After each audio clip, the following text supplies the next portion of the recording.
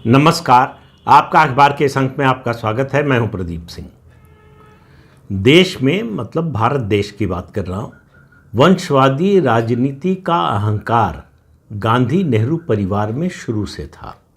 बाकी जो क्षेत्रीय दलों में ये आया वो बाद में आया, कांग्रेस के अनुकरण में आया। लेकिन इसकी शुरुआत एक तरह से कहिए इंदिरा गांधी के समय से ही हो गई थी। बड़े मशहूर पत्रकार हुए हैं इंदर मल्होत्रा। उनकी एक किताब है dynasties of India and beyond. तो उन्होंने भारत में वंशवाद और पड़ोसी देशों में जो वंशवाद की राजनीति चली उसके बारे में उसमें जिक्र किया है, चर्चा की है, और एक उदाहरण भी दिया है इंदिरा गांधी के अहंकार का। उससे आपको समझ में आएगा कि आज जो कुछ हो रहा है गांधी परिवार की राजनीति में, कांग्रेस की राजनीति में, उसकी जड़ें कहाँ हैं, वो कहाँ से वो ताकत आ रही है। एक बात उन्होंने कही, वो बिल्कुल सही बात है कि किसी भी देश में, किसी भी व्यवस्था में डायनेस्टिक रूल जो है वो अगर डेमोक्रेटिक देश है तो उसमें डेमोक्रेटिक डायनेस्टी अगर चलती है और उसका एक ही कारण होता है कि जनता में उसकी एक्सेप्टेबिलिटी बन गई है, स्वीकार्यता बन गई है, बिना उसके नहीं चल सकता। और उसकी ड्यूरेबिलिटी यानी कब तक चलेगा ये भी इस बात से तय होता है कि कब तक उसकी स्वीकार्यता बनी रहती है। तो उन्होंने उदाहरण दिया भारत का, गांधी नेहरू परिवार का। उसके अलावा जो है बगल में पाकिस्तान का दिया जिसमें भुट्टो परिवार, उसके अलावा बांग्लादेश का दिया जिसमें मुजीब और खालिदा जिया का परिवार, श्रीलंका में सेना नायके और भंडार नायके का परिवार। तो इन परिवारों का वंशवाद चला। अगर आप देखें तो आप चाहे बांग्लादेश की बात करें, चाहे आप श्रीलंका की बात करें, या फिर आप पाकिस्तान की बात करें, इन देशों में जो डायनेस्टी थी उसका धीरे धीरे अंत हो रहा, उस अंत की ओर पहुंच गई है। जुल्फ़िकार अली भुट्टो नहीं रहे, उनकी बेटी बेनज़ीर भुट्टो नहीं रही, और लेकिन उनके बेटे ज़रूर राजनीतिक रूप से सक्रिय हैं, लेकिन उस तरह का प्रभाव उनका नहीं है जैसा उनकी माँ और उनके नाना का था। यही हाल श्रीलंका में है। और भारत में अगर आप देखें गांधी नेहरू परिवार की स्थिति, तो आप शुरू करें जवाहरलाल नेहरू से, इंदिरा गांधी और राजीव गांधी होते हुए आप देखेंगे क्रमशः गिरावट आ रही है। अभी लोगों ने रिजेक्ट पूरी तरह से नहीं किया है इस परिवार को, इस परिवार के वंशवाद की राजनीति को। तो इसलिए ये बना हुआ है, लेकिन कितने समय तक बना रहेगा ये पता नहीं है। लेकिन एक मुद्दा उन्होंने उठाया है, एक बात कही है उनकी, जो उनकी बात जो भविष्यवाणी के रूप में वो सही नहीं हुई। उन्होंने कहा सोनिया गांधी अपने कोकून में बैठकर, कोकून कहते हैं सबसे अलग थलग होकर, कोकून का मतलब रेशम का कोवा भी होता है और सुरक्षा कवच भी होता है। तो उनका कहना था उसमें बैठकर सोनिया गांधी कांग्रेस पार्टी चला रही हैं, लेकिन अंत में वो कांग्रेस की राजनीतिक विरासत प्रियंका गांधी को सौंप देंगी। हालांकि ऐसा हुआ नहीं। उन्होंने प्रियंका की बजाय राहुल गांधी को आगे बढ़ाया। अब उसके कारण और उसका क्या हुआ इस सब के बारे में हम लोग अक्सर बात करते रहते हैं, तो उस विस्तार में नहीं जाऊंगा। लेकिन एक बात उन्होंने जो सवाल उठाया कि भारत में वंशवादी राजनीति कोई बड़ा मुद्दा क्यों नहीं बन पाई, तो उन्होंने कहा कि नेहरू के समय से ही ये स्पष्ट होने लगा था कि वो अपनी राजनीतिक विरासत इंदिरा गांधी को सौंपना चाहते हैं। हालांकि नेहरू इससे लगातार इनकार करते रहे। और ये चर्चा ज़्यादा शुरू हुई एक अमेरिकी टेलीविज़न चैनल के एक पत्रकार की किताब से। पत्रकार था वेलेस हैंगन, और इसकी किताब थी हु आफ्टर नेहरू। उसमें ये इशारा किया गया कि इंदिरा गांधी उनकी वारिस हो सकती है। अब इंदर मल्होत्रा ने लिखा है कि कृष्णमाचारी को बुलाकर बड़ी नाराज़गी जाहिर की जवाहरलाल नेहरू ने कि इंदिरा उस पत्रकार से मिली क्यों, और मिली तो उसको इंटरव्यू क्यों दिया। तो उस पत्रकार ने लिखा है, जब ये सवाल पूछा गया हु आफ्टर नेहरू, तो इंदिरा गांधी के बारे में लिखा है कि कोई भी राजनेता या कोई भी सार्वजनिक जीवन में जो व्यक्ति है, इतना आग्रही होकर किसी बात से इनकार करे और उस पर कोई विश्वास न करे, ऐसा इंदिरा गांधी का बयान था। जाहिर है कि वो कह रही थी कि, और बाद में उन्होंने कहा भी जब ये पूछा गया ख़ास तौर से नेहरू जी के निधन के बाद, तो उन्होंने कहा कि उनकी पार्टी मतलब कांग्रेस पार्टी और पार्टी के अध्यक्ष के कामराज वो जो तय करेंगे उसके अनुसार वो चलेंगी। अब उस मुद्दे पर लौट आते हैं कि वंशवाद की राजनीति मुद्दा क्यों नहीं बनी, यानी इसका विरोध क्यों नहीं हुआ। तो उनका मानना है कि सबसे बड़ा कारण यह है कि इंदिरा गांधी नेहरू के निधन के तुरंत बाद प्रधानमंत्री नहीं बनी। उनके निधन के बाद लाल बहादुर शास्त्री प्रधानमंत्री बने और 18 महीने तक वो प्रधानमंत्री रहे। तो 18 महीने के गैप के बाद इंदिरा गांधी बनी, तो उससे एकदम से सक्सेशन का वो भाव नहीं गया, और बल्कि जो रिएक्शन हुआ उनके प्रधानमंत्री बनने का, उसका लोगों ने स्वागत किया। उन्होंने कहा कि दिल्ली के जितने अंग्रेज़ी के अखबार हैं, किसी ने इसके विरोध में कुछ नहीं लिखा, सिर्फ एक अखबार के अलावा, और स्टेट्समैन, उसने भी जो है बचते बचाते कमेंट किया इस डायनेस्टिक रूल पर। अब आप देखिए कि इस देश का जो अंग्रेजी मीडिया है किस तरह से इस देश की संस्कृति के विरोध में रहा है। डेमोक्रेसी में डायनेस्टी का काम क्या है, लोगों की एक्सेप्टेंस है नहीं है ये तो बाद की बात है। इंदिरा गांधी को लोगों की एक्सेप्टेंस मिली कि नहीं ये तो चुनाव से तय हुआ, लेकिन उससे पहले उस पर सवाल उठाने की भी हिम्मत अंग्रेजी के अखबारों ने नहीं की उस समय के। ये मुद्दा अगर कहीं बना तो हिंदी अखबारों में या भाषाई अखबारों में। और नेहरू अपने समय में जब ये सवाल आता था तो कहते थे कि भाई वो भारत के लिए डायनेस्टिक सक्सेशन जो है ये विदेशी अवधारणा है, इस देश की अवधारणा नहीं है। लेकिन ये सब लोग जानते हैं कि उन्होंने प्रधानमंत्री रहते हुए इंदिरा गांधी को कांग्रेस का राष्ट्रीय अध्यक्ष बनाया, हालांकि दिखाने के लिए लोगों को कि ये उनका फैसला नहीं है। जिस बैठक में ये फैसला होना था उससे उन्होंने अपने को अलग कर लिया, लेकिन उनके जितने समर्थक थे, वफादार थे कांग्रेस पार्टी ने, सबने इंदिरा गांधी को अध्यक्ष बनाने का समर्थन किया। सवाल यह है कि उस समय नेहरू का विरोध कौन कर सकता था। और इस तरह की बैठक में जहां ये स्पष्ट हो, पहले से स्पष्ट कर दिया गया हो कि जवाहरलाल नेहरू दरअसल चाहते क्या है। अगर नेहरू नहीं चाहते थे कि इस तरह का वातावरण बने या इस तरह का संदेश जाए कि वो डायनेस्टिक सक्सेशन की कोशिश कर रहे हैं, तो वो स्टैंड ले सकते थे, उस बैठक में जाते और विरोध करते कि नहीं, इंदिरा गांधी राष्ट्रीय अध्यक्ष नहीं बनेंगी कांग्रेस की, खासतौर से जब तक मैं प्रधानमंत्री हूँ। लेकिन उन्होंने ऐसा नहीं किया। तो जाहिर है मन मन भावे मूड़ी हिलावे, जो पूर्वी उत्तर प्रदेश की कहावत है, वही हाल था जवाहरलाल नेहरू का। चाहते तो थे, लेकिन लोक लाज तब भी राजनीति में बची हुई थी, तो इसलिए उन्होंने जो है उस बैठक से अपने को अलग कर लिया। सिर्फ न तो उस फैसले का विरोध किया, न इंदिरा गांधी से ये कहा उस फैसले के बाद कि तुम इस्तीफा दे दो, मेरे प्रधानमंत्री रहते हुए तुम कांग्रेस की अध्यक्ष नहीं बन सकती। एक ही घर में कांग्रेस का प्रधानमंत्री और कांग्रेस का राष्ट्रीय अध्यक्ष दोनों रहते थे, तो उनकी पावर का, उनकी ताकत का अंदाज़ा लगाइए। और 1962 के भारत चीन युद्ध के बाद जब नेहरू की स्थिति बहुत कमज़ोर हो गई और उसके कुछ समय बाद जब वो बीमार रहने लगे, तो कोई भी बड़ा नेता मिलने जाता था तो वो उससे जाते समय कहते थे कि इंदिरा से बात कर लेना। तो जाहिर है कि वो धीरे धीरे इंदिरा गांधी के लिए पिच तैयार कर रहे थे, भले ही वो मना करते रहे हों।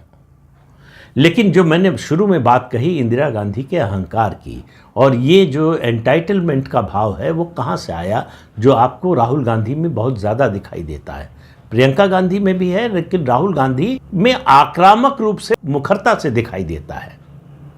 वो आया जब लाल बहादुर शास्त्री बन गए प्रधानमंत्री।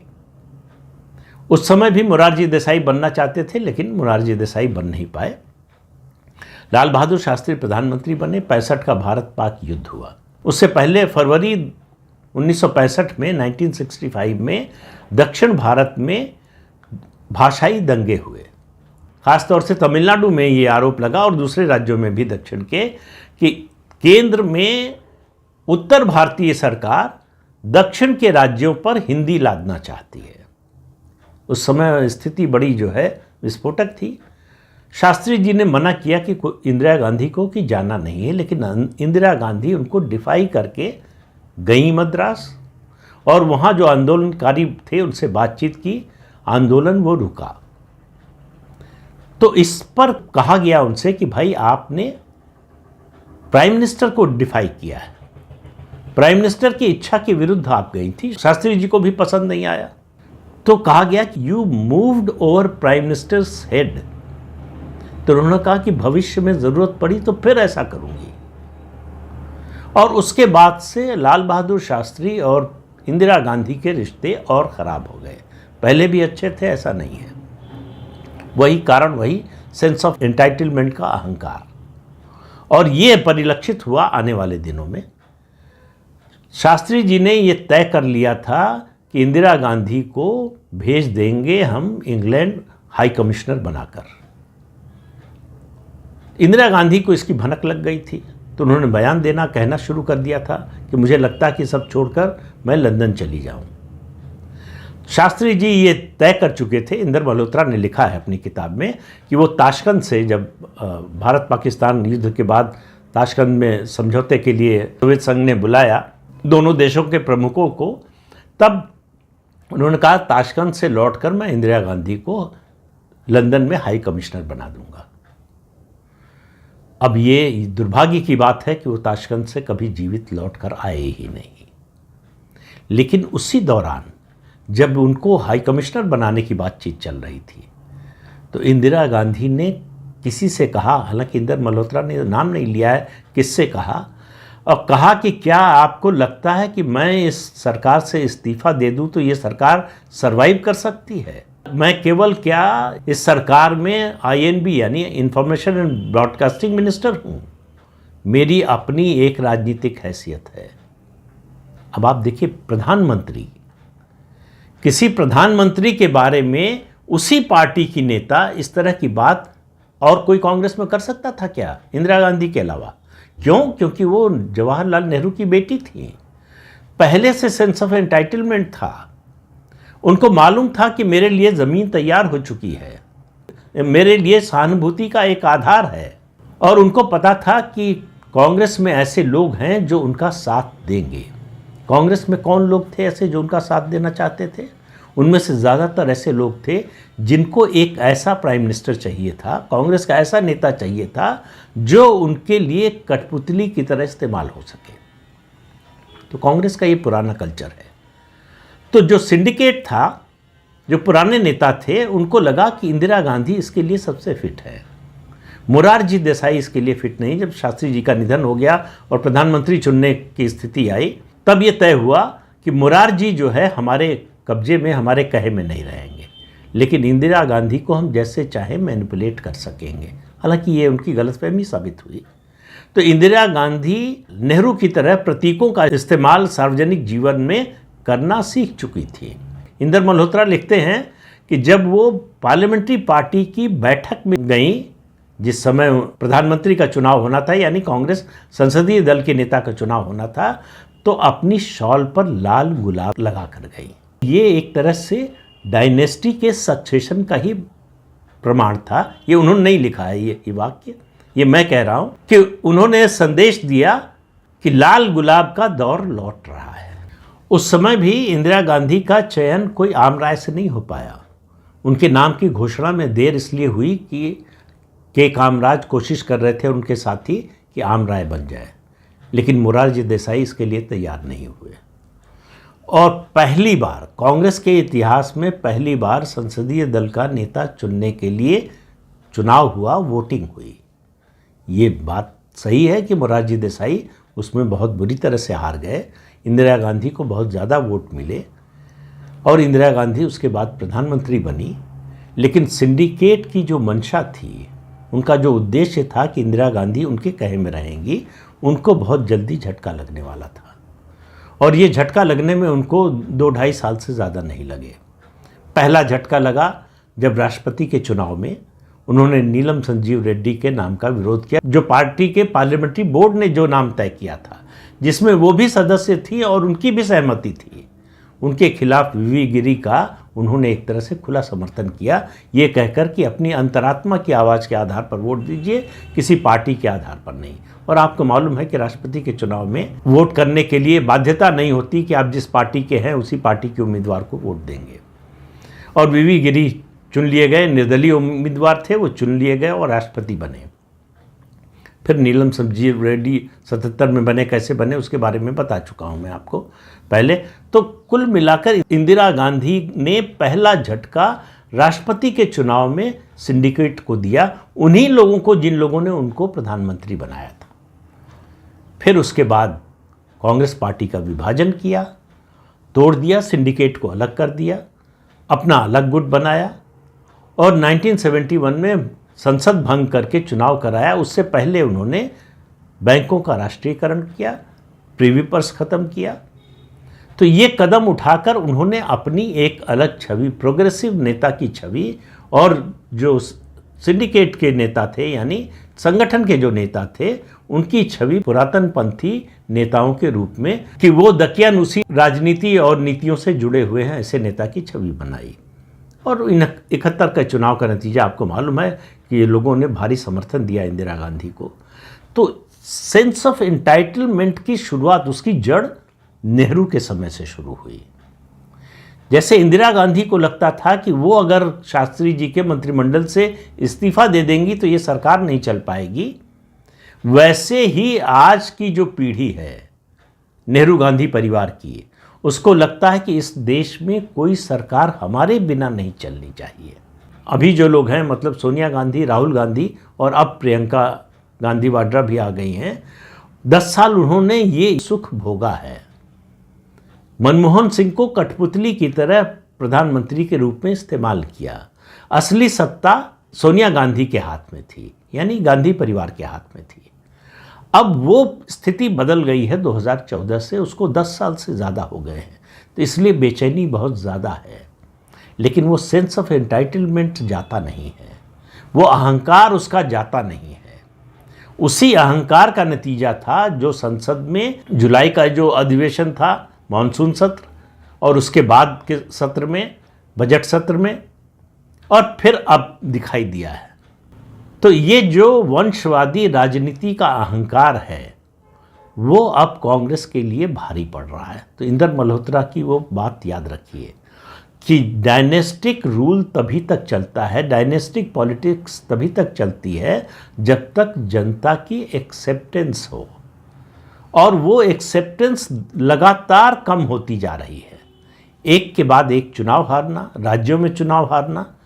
जिस पार्टी का पूरे देश में राज था, आज वो सिर्फ 3 राज्यों में उसकी सरकार है अपनी अकेले, 2 राज्यों में गठबंधन में शामिल है। तो इससे आप, और लगातार 3 लोकसभा चुनाव हार चुकी है। और जो केंद्रीय गृह मंत्री अमित शाह ने एक कार्यक्रम में कहा कि जीत का अहंकार जताते हुए, दिखाते हुए लोगों को देखा है, लेकिन हार का अहंकार दिखाते हुए पहली बार राहुल गांधी को देखा है। तो वो अहंकार अभी जाने वाला नहीं है जब तक जनता पूरी तरह से इस वंशवादी राजनीति को रिजेक्ट नहीं कर देती है। जब तक थोड़ा भी एक्सेप्टेंस, थोड़ी भी स्वीकार्यता बनी हुई है, तब तक ये अहंकार बना रहेगा। आने वाले समय में आपको ये आक्रामकता और ज़्यादा दिखाई देगी, नए नए रूपों में दिखाई देगी। तो इस अंक में इतना ही। अगले अंक में फिर मिलेंगे किसी नए मुद्दे के साथ। तब तक के लिए अनुमति दीजिए। आपसे अनुरोध है कि चैनल देखिए, शेयर कीजिए, लाइक कीजिए और सब्सक्राइब जरूर कीजिए। नमस्कार।